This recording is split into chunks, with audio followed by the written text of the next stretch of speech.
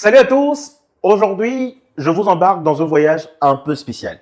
Direction la Suisse. Ce n'est pas pour aller voir les montres ou bien regarder les montres et les chocolats.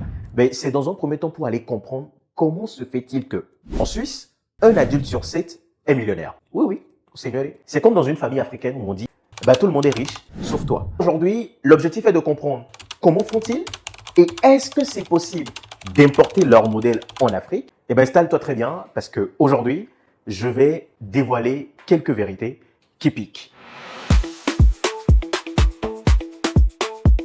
Bienvenue au QG, tu reconnais forcément le visage, c'est ton boy Walt.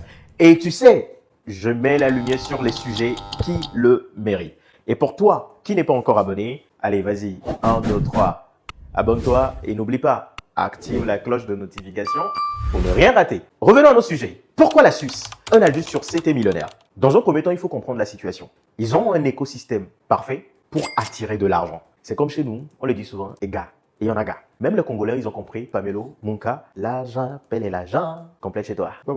L'argent appelle l'argent. Mongo est tombé dans Mongo. Imagine un pays où les banques sont plus sûres qu'un garde du corps.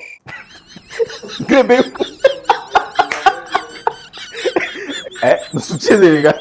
Un pays où les impôts ne te déshabillent pas chaque fin du mois. Un pays également où la politique est tellement stable que quand tu dors à la maison, tu n'as même pas besoin justement de savoir qui est président mais qui est premier ministre. Ça, c'est la Suisse. Maintenant, compare tout ça à notre chère Afrique. Ici, les épargnes, c'est ta maman qui te la garde. Mais c'est pas fini, hein. Parce que si tu ne le fais pas ainsi, les imprévus se feront un grand plaisir de te l'avaler. Et c'est ça l'Afrique. Maintenant, les impôts, ils te font douter du pourquoi tu travailles. Quant à la politique stable, il va falloir en parler. Je pense que non. Passons. Alors, tu te dis sûrement que ces millionnaires, c'est forcément des banquiers ou des héritiers.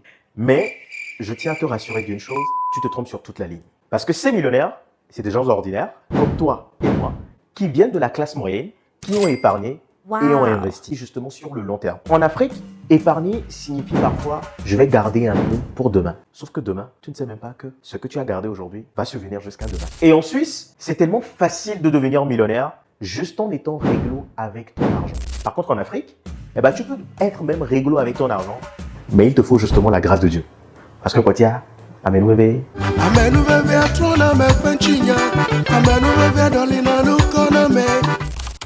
Bon, passons aux choses sérieuses. Et 3 secrets dévoilés par des millionnaires suisses. La première des choses, c'est investir dans la bourse et dans les PME.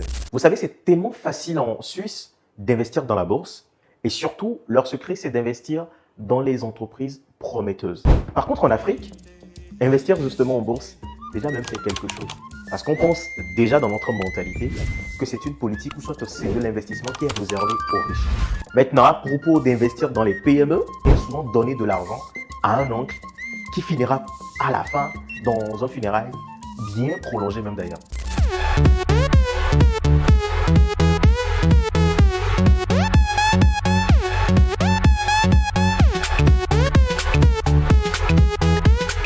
Alors, deuxième secret, parier sur l'immobilier. Et souvent, ce que les Suisses font, ils achètent justement des biens qui après prennent de la valeur. Et chez nous, ici en Afrique, c'est vrai qu'on a cette culture-là de pouvoir acheter des terrains après construire, mais sauf qu'avant même de finir de construire, tu as déjà ta tante qui demande à être logé là-dedans. Troisième secret, donné par des millionnaires suisses, maîtriser la culture de l'épargne. Vous savez, aujourd'hui, c'est tellement difficile pour nous de pouvoir épargner parce qu'on se dit, les sous, ça ne suffit pas.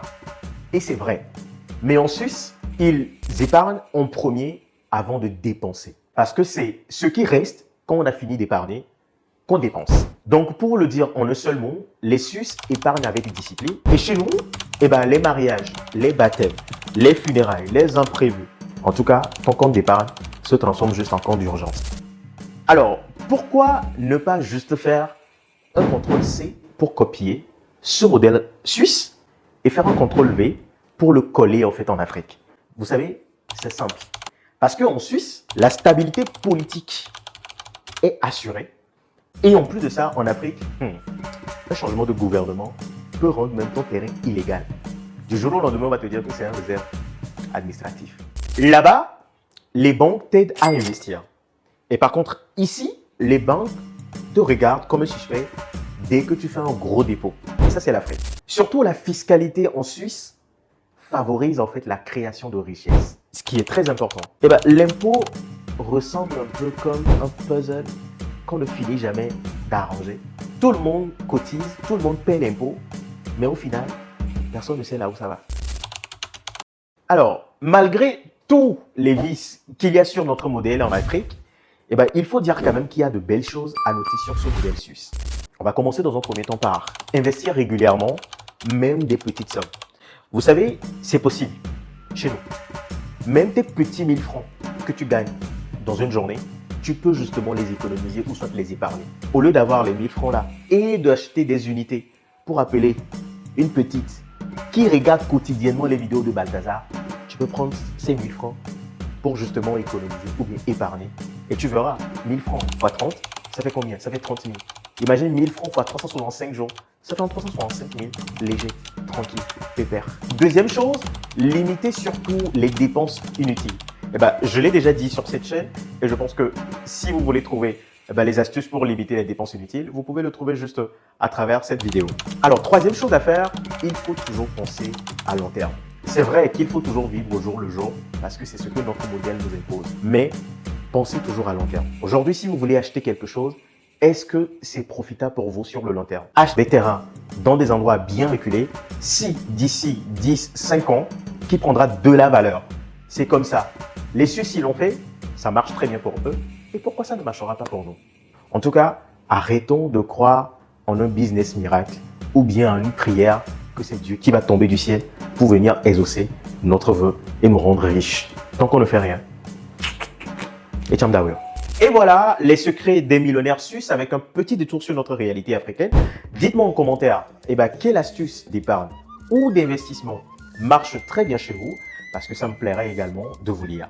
Maintenant, pour toi qui connais un millionnaire en cachette, dites-nous comment ça se passe dans son quotidien. Merci à vous.